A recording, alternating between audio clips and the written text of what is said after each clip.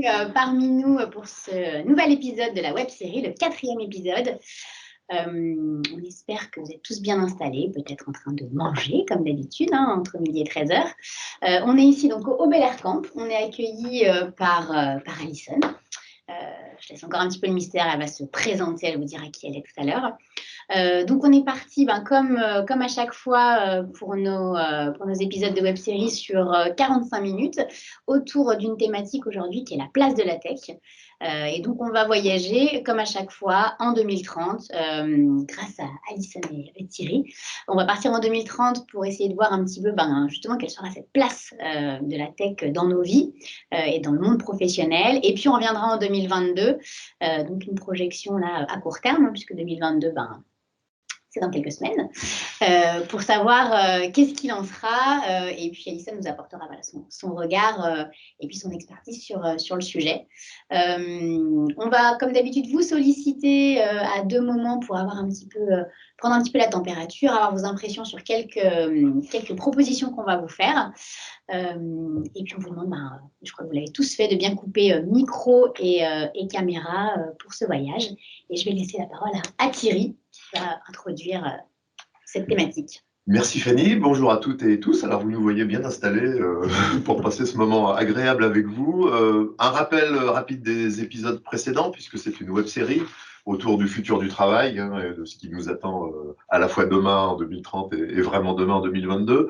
On a commencé à parler de l'enjeu des espaces de travail, enjeu toujours aussi important, bien évidemment maintenant. On a parlé des nouvelles formes d'organisation, des approches un peu communautaires, déstructurées, différentes en tout cas de l'organisation habituelle pyramidale. On a parlé des impacts sur le management, avec les nouvelles postures, les nouvelles compétences, les nouveaux attendus aussi, nouveaux rôles des managers. Et évidemment, quand on se projette dans le futur, on ne peut pas ne pas parler de la technologie, qui est quand même un facteur évidemment fondamental dans l'évolution de nos comportements. Et donc, on va aller dans le monde merveilleux d'Alison, on va d'abord te laisser te présenter et ensuite on te suit dans ce parcours technologique dans le futur et dans le présent. Merveilleux, je ne sais pas si c'est le mot, en tout cas, c'est pas forcément le vécu de beaucoup de collaborateurs à travers le monde, et en tout cas, c'est à ça qu'on travaille au quotidien chez Univers Studio. Donc, je m'appelle Alison Foucault, je suis la présidente et fondatrice d'Univers Studio. Chez Univers Studio, donc depuis 2014, on met la réalité virtuelle au service des entreprises. Donc la réalité virtuelle, pour ceux qui ne connaissent pas, c'est ce casque qu'on va glisser sur sa tête et qui va nous permettre de plonger totalement dans un environnement 3D. Et de vivre toutes sortes de choses, d'aventures, mais aussi des choses un peu plus professionnelles, comme typiquement des simulations métiers qui permettent d'apprendre par de la mise en situation, par du geste et par de la pratique. Donc voilà, on travaille beaucoup sur la formation professionnelle auprès de grands groupes notamment. Ça peut être fabriquer un vaccin, ça peut être apprendre à utiliser une machine qui n'existe pas encore, qui n'est pas encore présente sur site. Ça peut être sensibiliser ses collaborateurs à des risques dès leur arrivée en fait, au sein de l'entreprise. La thématique est très très vaste et on fait aussi beaucoup de communication pour valoriser les marques et les produits et passer un moment privilégié en tête-à-tête avec une marque. À côté de ça, donc Univers Studio, c'est 15 personnes aujourd'hui.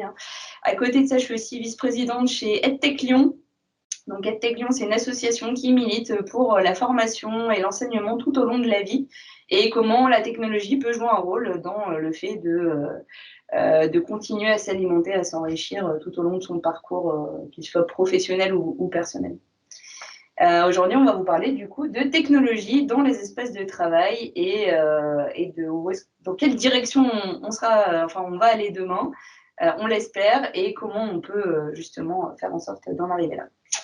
Donc on peut décoller, le voyage peut commencer alors. Allez. Si tout le monde est prêt, on peut décoller. On part en 2030 alors. Comme toujours, évidemment, vous le savez, on a Sofiane avec nous, qui est à la technique et qui nous propose ces transitions.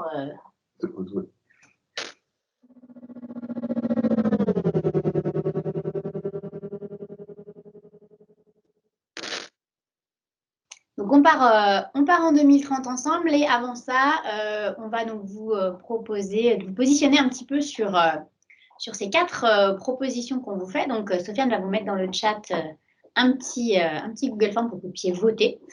Et on va vous demander, pour le coup, en 2030, quand on parle de tech dans nos entreprises, donc dans vos entreprises, pour vous, ça sera plutôt trop compliqué, je serai forcément largué, vivement la retraite. Option 2, tout sera automatisé, une IA m'aura probablement remplacé. Option 3, facilitant, mais un peu bancal et parfois inutilement compliqué. Bref, ça n'aura pas vraiment évolué. Et option 4, ça sera partout indispensable, bien pensé, et elle retirera tout le superflu de ma journée. Je serai centrée sur ma vraie valeur ajoutée. Donc, on est sur des options plus ou moins optimistes, plus ou moins qui donnent envie, on va dire. Donc, on vous laisse voter pour voir un petit peu là aujourd'hui parmi vous comment est-ce que vous projetez ça sur 2030 et voir un peu comment vous vous positionnez. Donc, le Google Form arrive dans le chat. Sofiane est en train de le lancer. Donc, vous devez le voir apparaître. C'est assez facile. Option 1, option 2, option 3. On vous laisse voter pour qu'on puisse voir un petit peu qui on a affaire. On est plutôt sur une perception optimiste de ce qui va se passer en 2030. L'optimisme est en train de gagner. On est quand même plutôt sur de l'option 3, de l'option 4. Personne qui est complètement réfractaire à la digitalisation. On est plutôt sur du 4, donc on serait plutôt sur partout indispensable et bien pensé. Donc on est vraiment dans une vision fantasmée. Donc on va voir si Alison je vous dresse ce portrait-là. Je vais dresser donc le tableau effectivement de cette vision très optimiste de ce que pourrait être la tech demain. Raconte-nous une journée finalement typique en 2030. Alors la journée typique en 2030, bah, écoute, je pense qu'elle pourrait commencer par une petite capsule de contenu qui arriverait un peu, voilà, tu te réveilles et on a découvert en 2030 que toutes ces données que les géants ont pu accumuler sur nous ne servent pas qu'à nous mettre de la publicité ciblée, mais que ça peut avoir un autre usage, tu vois. Comme par exemple nous envoyer du contenu pertinent et s'adapter un peu à notre rythme de vie. Donc on pourrait se réveiller et avoir une espèce de capsule d'information qui serait hyper adaptée à notre profil, à nos envies, à ce qu'on aime découvrir, écouter. Et la matinée serait très fluide parce qu'on aurait pile ce qu'il faut en termes d'information et d'actualité, un petit bilan météo, on passe sous la douche, il y a la musique qui se déclenche automatiquement pour que ça soit un peu plus sympa et qu'on parte du bon pied. Bref, je pense que tous ces algorithmes qui sont là pour cibler un peu nos habitudes et nos contenus pourraient servir à autre chose qu'à faire de la pub en 2030. Ça serait bien, ça serait un bon démarrage de journée. Ça, c'est chouette. Mais alors après, on prend sa voiture et on se retrouve dans les bouchons, pris à conduire. Eh bien non, parce qu'en 2030, on aura quand même beaucoup évolué sur le côté navigation autonome, etc. Donc, je pense que on ne prendra plus sa voiture, on la sifflera et elle viendra à nous, un peu comme dans Quai 2000, comme quoi c'était précurseur. Donc plus de problèmes de stationnement, de garage, etc. D'ailleurs, la plupart des gens ne possèdent plus leur voiture en 2030. On fait appel à un service de voiture autonome, mais on n'a plus à la stocker dans le garage parce qu'une voiture, au final, on la paye en permanence, mais elle est utilisée 10% du temps de sa vie, en vrai, si on ne compte que les trajets. Donc on ne la possède plus, et puis du coup, ça fluidifie aussi beaucoup la circulation. D'une part, parce que les véhicules étant autonomes, on a moins besoin d'avoir des flux de circulation, ce genre de choses. Ils vont communiquer entre eux comme un esprit de ruche. Et d'autre part, parce qu'il y a une bonne partie des collaborateurs qui, voire l'ensemble, qui aura cette dynamique de mixer les temps présentiels, les distanciels. Voilà, comme tout sera très fluide, pour le coup, on sera peut-être beaucoup moins nombreux à aller au travail au même moment, sur le même créneau horaire, et de se retrouver tous sur le périphérique à 8h du matin. Alors, je suis dans ma voiture autonome, je me rends quand même à mon travail, j'ai une réunion à préparer importante, il faut que j'appelle encore quand même, tant mieux, je n'ai plus à conduire, je peux appeler mes collaborateurs, je peux préparer ma réunion. Ça se passe comment, tout ce rituel de la réunion? Ce rituel de la réunion en préparation, je pense qu'il est grand temps de commencer à aborder le fait qu'une entreprise, c'est beaucoup de données, beaucoup d'informations, qui soient stratégiques, financières, structurelles, et qu'aujourd'hui, on va dire que ce n'est pas tout à fait fluide. Moi, je pense qu'en 2030, il y aura quand même une possibilité pour les collaborateurs d'avoir accès à toutes les informations, bon, bien sûr non confidentielles et non critiques, d'une organisation pour vraiment arriver à capitaliser enfin sur le travail de chaque collaborateur. Enfin, ça nous est tous arrivé d'envoyer 10 mails et de passer par 15 personnes avant d'arriver à avoir une information dans une entreprise.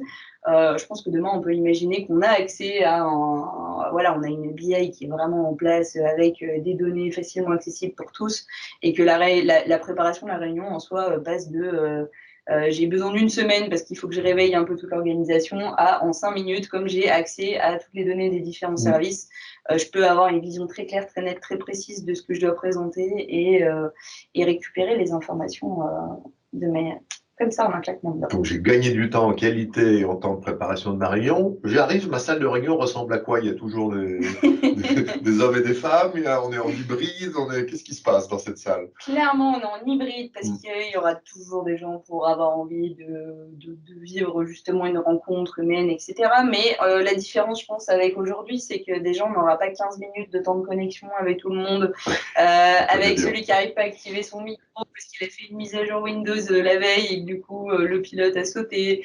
Ou voilà, on arrive, tout le monde peut parler, communiquer. Et d'ailleurs, j'ai envie de dire, c'est même plus de la visio.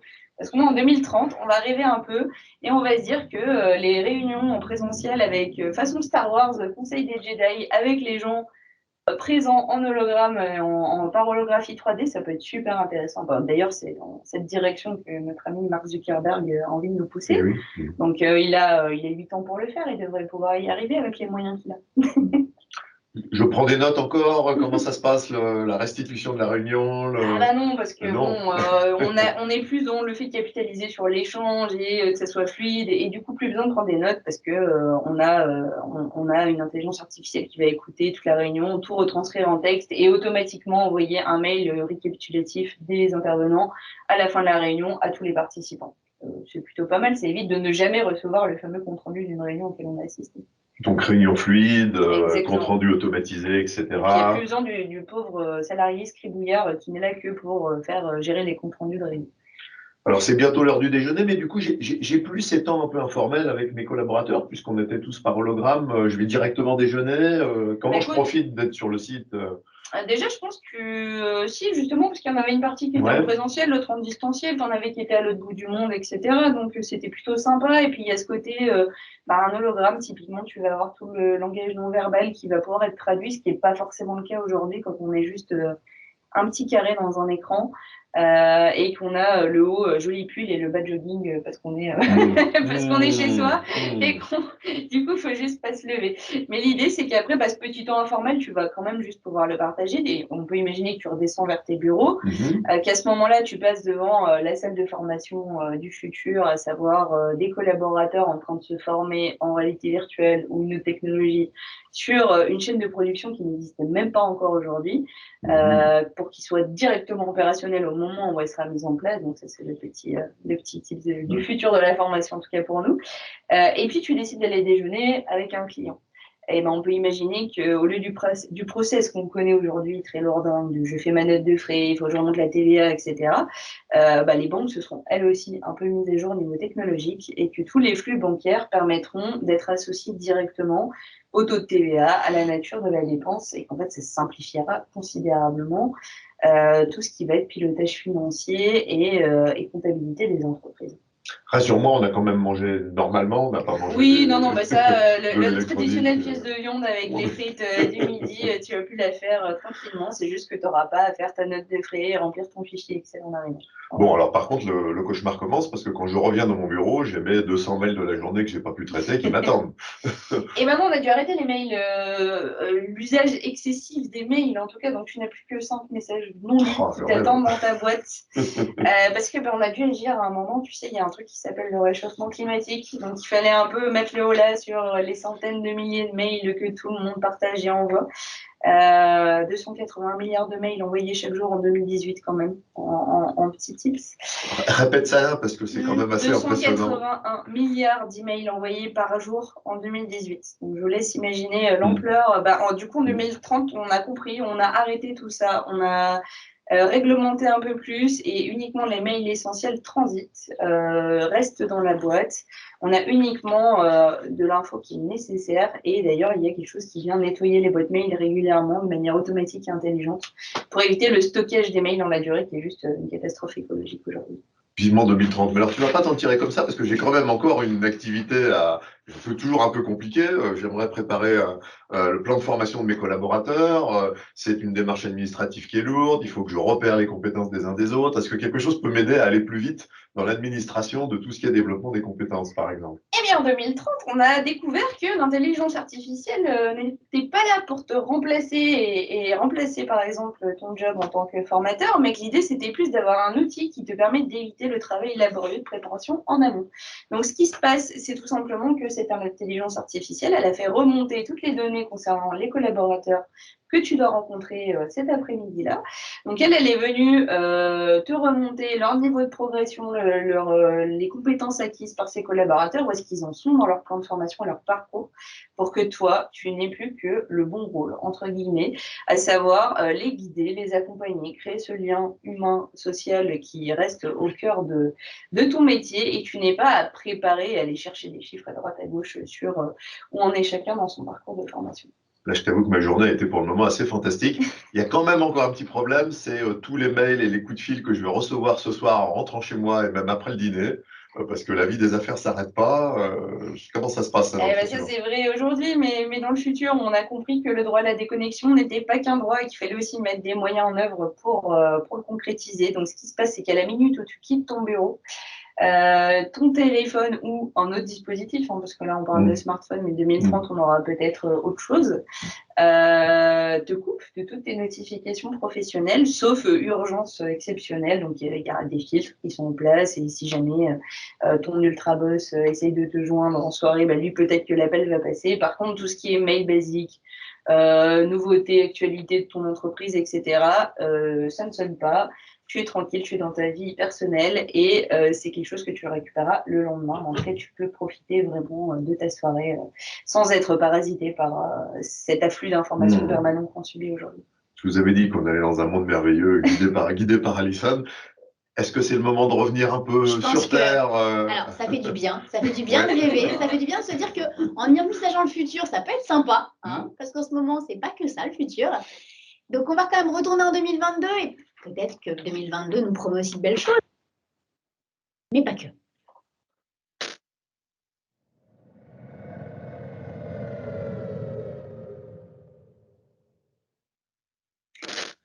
On réatterrit en 2022, on se projette et on va repartir ensemble sur une petite session. On va aussi vous interroger. Toujours pareil, le Google Form qui va arriver dans le chat. Donc là, en 2022, on vous interroge un petit peu sur, pour vous, le grand défi en matière de digitalisation pour votre entreprise, ça va être plutôt quoi? Option 1, ça va être de trouver des cas d'usage utiles et pertinents où la digitalisation a du sens. C'est ça qui est le défi de 2022 pour vous. Est-ce que ça va être de savoir à qui on confie le projet de digitalisation et comment on le pilote? Est-ce que ça va être d'embarquer, de former les collaborateurs pour qu'ils utilisent vraiment pleinement les solutions qui vont être développées? Ou option 4, est-ce que c'est mesurer l'impact du projet sur le bon fonctionnement et la performance de l'entreprise? Donc ça, peut-être que c'est des choses que vous vivez déjà, c'est peut-être déjà des défis auxquels vous êtes vous-même confrontés. Donc voilà, qu'est-ce qui aujourd'hui vous questionne le plus par rapport à vos différents postes que vous occupez, aux différentes problématiques en termes de digitalisation auxquelles vous êtes confrontés aujourd'hui? Donc option 1, option 2, option 3, option 4. À vos votes. Pour moi, un petit peu, comment est-ce que Alison va aussi pouvoir orienter son propos par rapport à tout ça.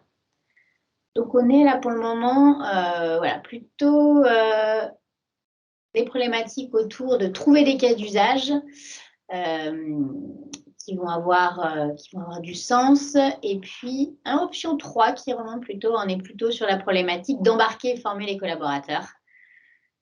Et les embarquer pour qu'ils utilisent réellement et pleinement ces solutions. Donc, on est sur l'option 1 et l'option 3, là, si on vous suit. Par rapport à ça, Elles sont d'ailleurs liées parce que quelque part, le sens permet d'embarquer, évidemment. Donc, ton point de vue. Alors, d'abord, on a peut-être rappelé que vous pouvez évidemment poser des questions aussi pour Alison tout au long de notre conversation. Hein. Donc, par quoi on commence? On commence par le sens, c'est ça, du coup Oui, je pense que c'est un vrai enjeu aujourd'hui. Mettre de la technologie, c'est bien. On a des vrais enjeux environnementaux. On sait aujourd'hui, on est capable de mesurer l'impact de la technologie sur notre planète, sur nos collaborateurs. C'est pas neutre hein, de mettre en place des nouvelles technologies dans une organisation. Ça vient toujours bouleverser beaucoup de choses. Donc il y a ce côté souvent, nous on le voit beaucoup chez les clients. Là, je touche à quelque chose d'un peu sacré. Il y a des habitudes qui ont été créées au fil des années. On a une vraie expertise sur notre métier, la formation présentielle. Et là, on vient rajouter une brique technologique qui va venir un peu perturber tout ça. Donc la question, c'est de quoi on part, comment on identifie vraiment des process qui ont du sens pour que la technologie, non seulement, elle puisse effectivement trouver son public, et qu'on soit dans une optique où on ne va pas la mettre en place pour rien, ça ne va pas être un gaspillage de ressources et humaines et énergétiques et tout ce qui va avec le numérique. Et pour identifier ces sujets-là, vraiment, il faut se rappeler à quoi ça sert la technologie à la base. La technologie, elle est là pour simplifier des process. Elle est jamais là pour effacer l'humain. Nous, on le dit souvent, on a souvent ce cas en réalité virtuelle où on nous dit mais du coup, je remplace le formateur par un module de réalité virtuelle. Non, c'est pas comme ça qu'on le positionne. L'idée, c'est que le formateur il bénéficie d'un nouvel outil qui va permettre de moderniser la manière dont il fait l'apprentissage. Il va certes changer de rôle. Il va passer du celui qui transmet le savoir à celui qui guide et qui accompagne les gens qu'on lui confie, donc les apprenants, à travers l'acquisition de ce savoir. Mais il a plus ce rôle de guide un peu et d'éclaireur bienveillant et accompagnant. Donc la technologie, souvent, on la positionne sur ce qu'on ne peut pas faire autrement. On l'a vu pendant le Covid, les visios, c'était quand même ce qui dépannait bien parce qu'on ne pouvait plus se déplacer. Donc les visios, c'était bien.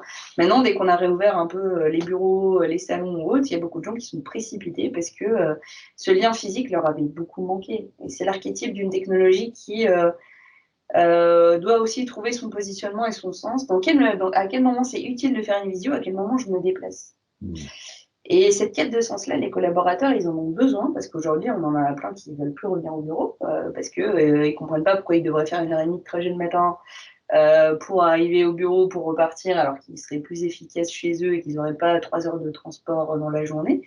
Et à côté de ça, on en a d'autres qui ne jouent que par le présentiel. Et voilà. Donc, c'est où est-ce qu'on met de la tech pour satisfaire un peu et fluidifier tout ça mais la technologie, elle doit toujours être dans une démarche d'accompagnement et de fluidification. Typiquement, on parle de remplacer les comptables dans un futur proche par une intelligence artificielle.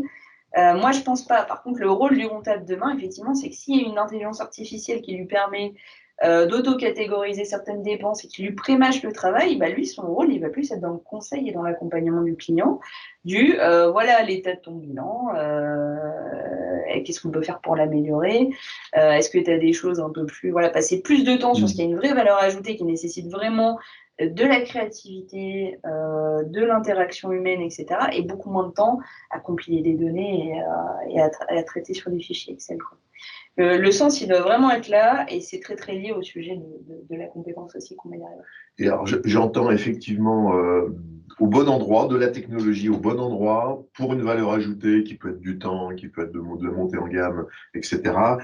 Comment vous, dans vos prestations, vous accompagnez les collaborateurs? Vous ne livrez pas qu'une technologie. Comment ça se passe? Comment tu te rends compte dans les entreprises de la réflexion sur cet accompagnement que tu évoques? Je trouve qu'on raisonne à l'envers là-dessus. Nous, on le voit beaucoup.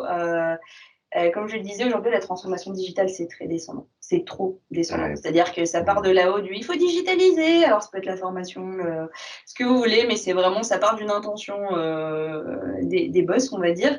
Et puis, petit à petit, ça rejaillit. Et donc, vous retrouvez avec un projet. Bon, faut transformer digitalement mon sujet. Ok, d'accord, je fais quoi? Je sais pas. C'est pas ça, c'est pas ça le débat. Et nous, on aime bien faire l'inverse. C'est-à-dire qu'à un moment, les utilisateurs finaux, c'est à eux de construire le numérique et la tech dans les entreprises. C'est-à-dire, je vais prendre un exemple, opérateur logistique. Comment demain, moi je suis opérateur logistique, de quoi je manque comme outil, comme comme brique technologique pour mieux faire mon travail, être moins en train de me fatiguer, à me baisser pour ramasser des colis ou autre. Et en fait, c'est les gens du terrain. Alors là, je parle de métier. Tu pars du métier, en fait. Mais tu pars du métier. L'important, c'est de partir du métier de l'utilisateur final. Et c'est lui, en fait, qui doit co-construire la solution avec les prestataires ou les coéquipiers de la tech. Et en fait, aujourd'hui, c'est ce qu'on ne fait pas. Aujourd'hui, c'est très descendant. Il y a un chef de projet, souvent ça va être le petit jeune qui est fraîchement diplômé d'un diplôme de transformation numérique au digital. Alors comme il est jeune et que il sait utiliser TikTok, on part du principe que c'est lui qui va permettre à l'entreprise de se moderniser et on lui confie le sujet. Et lui, il arrive avec son vécu, il connaît pas forcément les contraintes métiers, il n'a pas forcément l'expertise. De ce que c'est que la réalité du terrain et on lui confie du numérique parce que il aime bien ça. Oui et non, parce que on est typiquement dans ce genre de technologies qui aujourd'hui sont irritantes et pénibles à utiliser quand ça a été conçu par un chef de projet numérique ou par un développeur ou voilà, et quand ça arrive sur le terrain, patatras, on se rend compte que en fait, c'est pas du tout adapté aux gens qui sont censés l'utiliser. Donc la démarche, elle est vraiment plutôt l'inverse. C'est d'arrêter de croire que ces petits jeunes sont taillés pour du numérique et de la tech. La tech, c'est l'affaire de tout le monde, et y compris des collaborateurs qui vont être les premiers utilisateurs. Et eux, il faut très vite les intégrer. Nous, ce qu'on fait pour les projets en réalité virtuelle, c'est que d'entrée, on constitue un comité de pilotage qui doit être transverse. C'est-à-dire qu'on a certes un chef de projet digital, on a aussi quelqu'un un peu plus haut placé de la direction, mais il nous faut absolument des acteurs terrain dans ce comité de pilotage. Si on n'a pas des gens comme ça qui sont les utilisateurs finaux au copil, on sait qu'on va pas, à un moment ou à un autre, on va pas partir dans la même direction. Il va y avoir un point de bascule où on va plus travailler pour le service transfo digital et voilà, que pour vraiment les utilisateurs finaux. Donc c'est vraiment un plaidoyer pour l'hybridation. Tout à l'heure, tu nous parlais de l'hybridation présentielle, distancielle, tech, sociale, etc. Là, tu nous parles de l'hybridation des compétences et puis des profils aussi pour mener un projet de ce type-là. Il nous a quand même évoqué les jeunes. J'imagine que toi, ici, tu as plutôt quand même des jeunes. C'est quand même une affaire de jeunes, la tech, notamment dans la réalité virtuelle. Mais écoute, c'est quelque chose qu'on déplore. Malheureusement, oui, notre secteur, si tu veux, la réalité virtuelle, ça date vraiment, parce qu'il y a eu des recherches avant, mais ça date vraiment de 2016, on va dire. Ouais, 2014, c'était encore expérimental. 2016, ça commençait à devenir un peu grand public. Du coup, les cursus de formation s'y sont mis un peu sur le tard, vers 2000. Enfin, ils ont commencé en 2016, du coup, voilà. Mais le fait est qu'il y a une pénurie de profils dans notre secteur, comme dans tous les secteurs du développement. C'est un secteur, c'est un secret de polichinelle qu'on manque de développeurs. Est-ce que les formations accélérées qu'on voit aujourd'hui, type les écoles qui forment en 6 mois ou autre, est-ce que ça va résoudre ce problème-là? Moi, je ne pense pas. Je pense que c'est plutôt comment on permet à des non-développeurs de s'approprier le sujet. Parce qu'on a une autre problématique avec ces profils-là, c'est au-delà du fait qu'il n'y en a pas beaucoup, pas assez, c'est que c'est surtout des jeunes hommes. En fait, c'est le développeur type est justement trop typé. Et avec ça, on a des biais, et ça se voit beaucoup, notamment dans le secteur de l'intelligence artificielle aujourd'hui. On se retrouve à avoir des IA qui sont misogynes, racistes, parce qu'ils ont été développés et éduqués par des hommes blancs. Et en fait, c'est pas une volonté de créer quelque chose de tordu ou qui part dans la mauvaise direction. C'est qu'on a tous des biais. Et quelque part, quand on manque de diversité dans un secteur comme les profils de développeurs, ça se voit, ça se ressent dans les solutions qui sont créées. Et pour avoir plus de diversité, il y a effectivement le côté former plus de développeurs et essayer d'attirer des profils plus variés, mais il y a aussi ce côté redonner le pouvoir de création et de créativité autour des outils technologiques à tout le monde. C'est-à-dire ne plus avoir besoin d'être un développeur pour créer des solutions techniques. C'est une grosse tendance qu'on voit apparaître aujourd'hui, qui s'appelle le no-code, qui veut dire pas de code littéralement, qui est vraiment une pléthore d'outils aujourd'hui qui permettent de créer des applications mobiles sans forcément être développeur. Il y a encore, c'est pas parfait, il y a encore beaucoup d'étapes à passer avant que ça soit vraiment utilisable par tout le monde, mais on est quand même dans cette démarche de se dire on ne peut pas laisser la tech être un sujet réservé à des développeurs. C'est trop important pour le laisser aux mains des C'est trop présent partout, trop critique. Et il y a vraiment un enjeu que tu évoques de société sur effectivement la diversité par rapport à la création d'algorithmes, etc. Il y a un autre enjeu que tu n'as pas évoqué, c'est l'enjeu de la continuité, parce que les technologies changent énormément. comment on s'y retrouve dans des solutions qui, un an après, sont obsolètes, sur des technologies en permanence en rupture? Comment on intègre ça dans des plans de transformation qui sont quand même plutôt parfois longs, quoi? Alors là-dessus, il y a moi, je ne suis pas une grande fan d'Amazon, mais ils ont fait quelque chose de très très bien au sein d'Amazon, qui pour moi est un peu un modèle de comment doit fonctionner tout l'écosystème tech au sein d'une entreprise. C'est une notion de microservice. C'est-à-dire que plutôt que de faire un gros logiciel très compliqué d'une grosse brique, c'est de plus en plus important de travailler plutôt des petits modules et de l'interopérabilité. C'est-à-dire qu'en fait, plutôt que d'avoir un ERP qui va couvrir tous les métiers, on va accepter que demain, on a plutôt des petites briques logicielles qui sont très adaptées, chacune très métier, mais sur un petit point beaucoup plus restreint, mais qui communiquent les unes avec les autres via des API. Et je citais Amazon parce que pour le coup, Amazon a eu cette bonne idée et cette ligne directrice depuis le début de leur premier service un peu informatique, de se dire chaque employé de la société doit pouvoir accéder aux données d'un autre service dans lequel il ne travaille pas via une API. Donc en fait, chez Amazon, tout est microservice, c'est-à-dire que typiquement, les gens qui travaillent sur la logistique dans les entrepôts, si moi je suis au service vidéo streaming d'Amazon Prime et que j'ai besoin d'une information concernant ce truc-là qui, en l'apparence, n'a rien à voir, je peux aller la chercher via une API. Donc l'API, c'est vraiment comment on fait communiquer les microservices entre eux pour échanger de l'information. Et l'énorme avantage avec ce genre d'architecture, c'est ce côté demain, j'ai un métier qui change complètement, où j'ai besoin de complètement revoir une partie de ma tech liée à tel cœur de métier. Je vais pouvoir ne modifier que cette partie-là sans venir impacter le reste. Et donc, même si j'ai besoin de tout recommencer, je ne vais pas venir mettre par terre le reste du système de l'organisation parce que tout est bien à la fois séparé et à la fois en communication permanente. C'est un peu la fin des grands modèles à vocation universelle. C'est ça. Et plutôt de Typiquement, l'agilité. oui, on quitte un peu. On a eu quand même une grosse tendance à mettre des grosses usines à gaz sur mesure au sein des entreprises avec des ERP très compliqués. Voilà, il y avait beaucoup. On n'avait pas une logique produit. En fait, on avait une logique sur mesure. En France, on est beaucoup comme ça.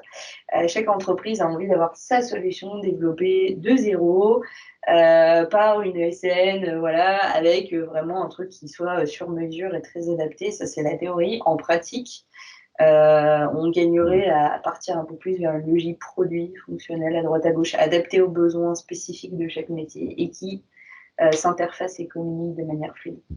Et j'ai une dernière question avant qu'on passe peut-être aux commentaires ou aux questions de ceux qui nous écoutent. C'est notamment pour s'adresser à tous ceux qui nous écoutent en termes de process. Voilà, on veut mettre en place une application, par exemple une formation en réalité virtuelle. Comment on s'y prend? Alors du coup, quel est ton conseil en termes de conduite de ce plan d'action et de ce projet?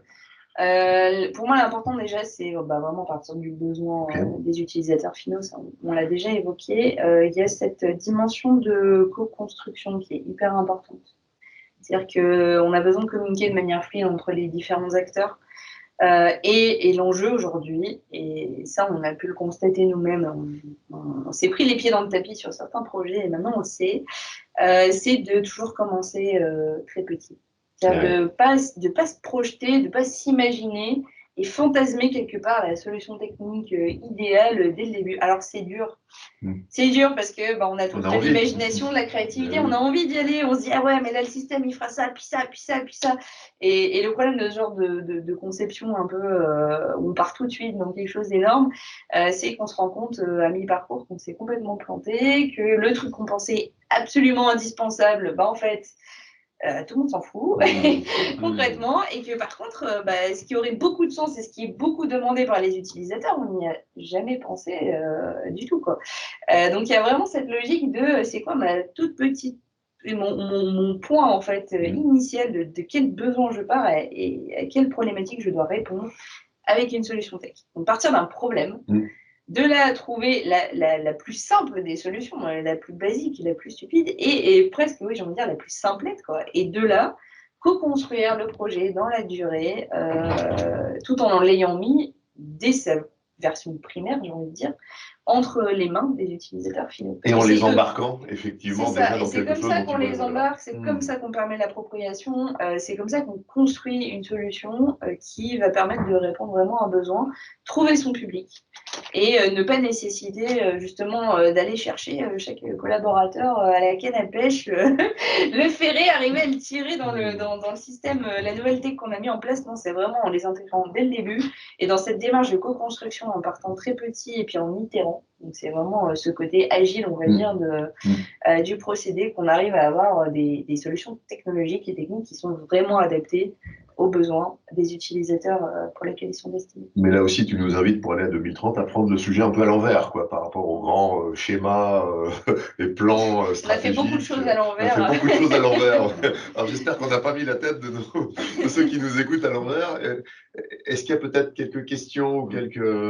Je vois le qui tourne. On a une remarque là d'Ophélie qui nous dit que le digital, c'est pas la problématique environnementale, mais en tout cas que c'est le digital qui met en évidence des problèmes qui sont déjà latents. Il y a cette idée que c'est des choses qui sont déjà existantes, des problématiques déjà existantes, et que le digital va les mettre un peu en exergue, en fait.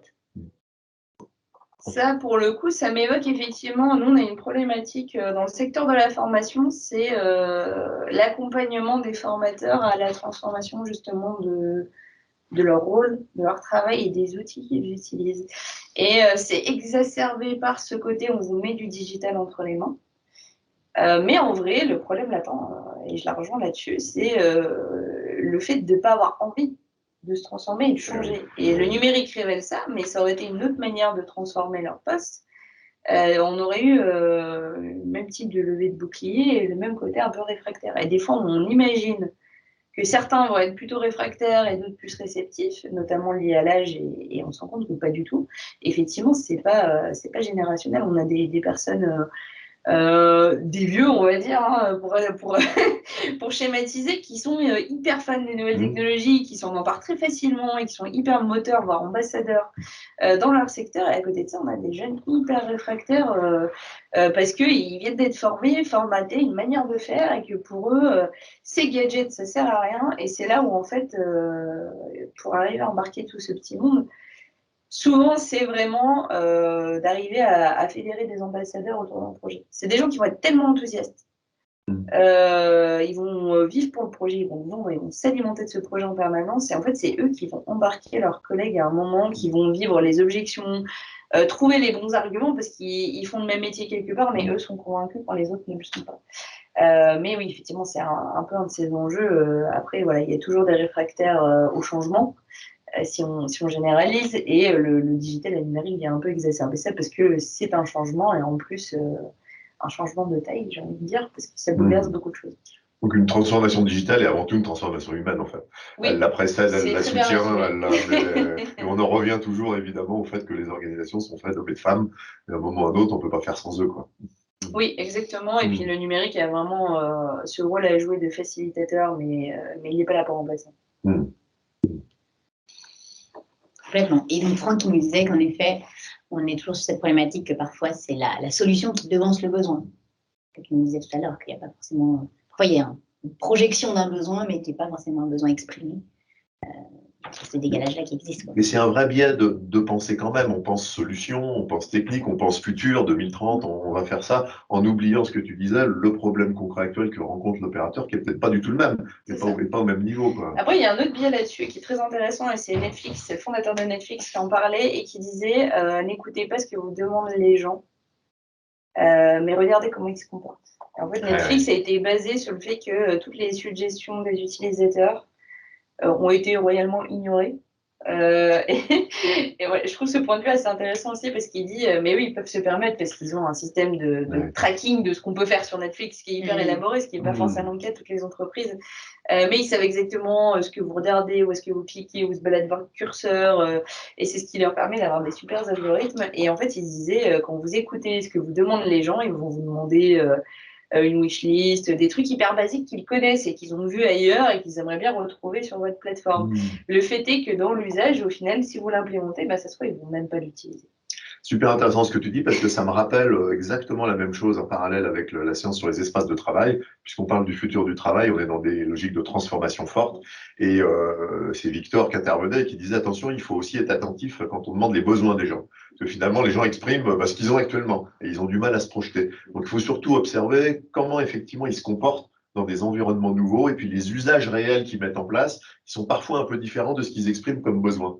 Voilà, je trouve que c'est intéressant parce que quand on est sur de la transformation humaine, que ce soit digitale ou liée à des espaces de travail ou à des méthodes de travail, ben, on a toujours ce décalage entre ce qu'on souhaite, ce qu'on rêve, ce qu'on a et puis les problèmes qu'on rencontre. Donc, merci de... C'est pour ça que l'observation, elle est critique. Nous, typiquement, dès qu'on fait un déploiement d'un module de formation en VR, on insiste pour être présent sur les premières formations parce qu'on sait qu'on peut, on a confiance dans le formateur, c'est même pas un sujet, il va nous remonter des choses intéressantes, mais être présent, voir sur quoi les gens peuvent rencontrer des difficultés à la manipulation ou voir le temps que ça prend à mettre en place de cette manière-là, c'est vraiment hyper important pour nous. Dans l'accompagnement, c'est être présent, observer comment ça se passe et qu'est-ce qu'on peut améliorer une fois qu'on est de retour au bureau pour que ça soit encore plus fluide et plus simple à déployer.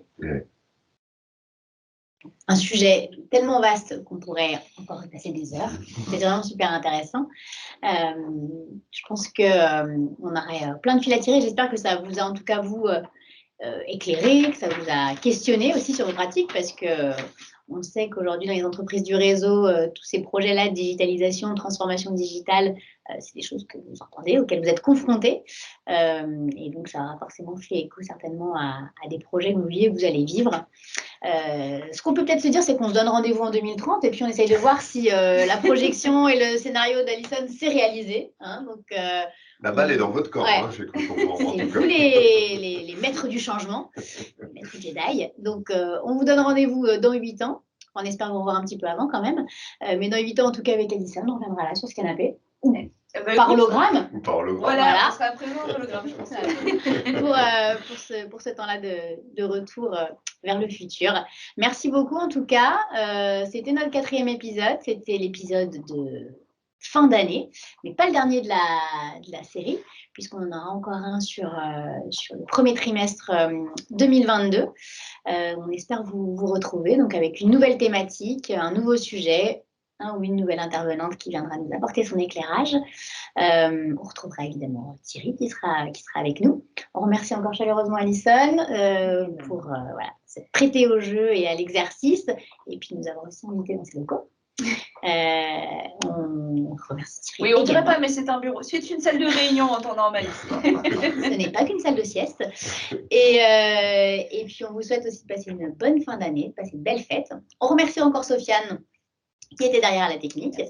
Et puis, à très bientôt sur nos écrans ou à travers différentes actions Alliance et Territoires.